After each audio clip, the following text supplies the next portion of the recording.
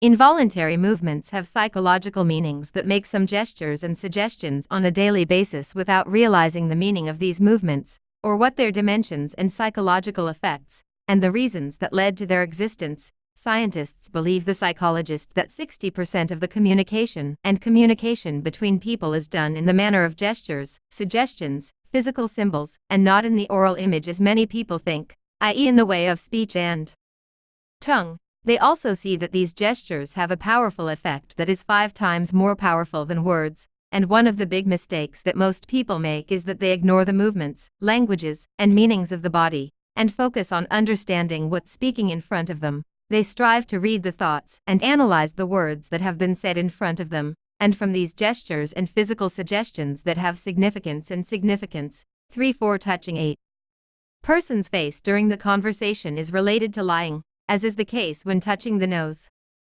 Rubbing the fingers of the hand is a sign of discomfort. If someone is talking to someone else and noticing that they are rubbing or clasping their fingers, it indicates that they are uncomfortable, nervous, or concerned for any reason, and this movement of the hand that came from them, which psychologists call self-contact, is a situation that comes from the person to get some rest, and if this movement comes from the talker, it is evidence of his confusion, and he should avoid it and stay away from it in situations that it requires him to be self-confident.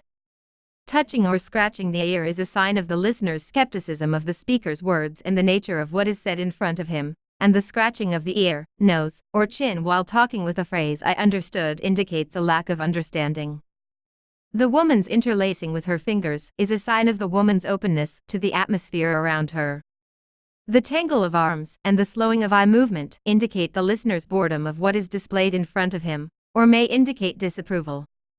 If the 2 thumbs are contiguous to the speaker, it indicates that it has the qualities of rationality, generosity, and culture, and can adapt to general circumstances. Opening hands. This kind of gesture indicates honesty and submission.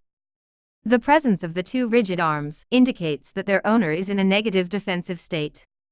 Eye gestures, which are one of the most important things that psychologists rely on in reading and analyzing body language, because it is difficult for a person to control them voluntarily, especially when the eyes meet and see them directly, and these suggestions, the pupil of the eye, which indicates the happiness of the person who sees or hears, and vice versa, is true. The height of the footsteps and erections while walking and raising the head when walking are all signs of personal strength, greatness, attractiveness, and self-confidence. The person's scratching during the conversation indicates that the person disagrees with the speaker in his opinion.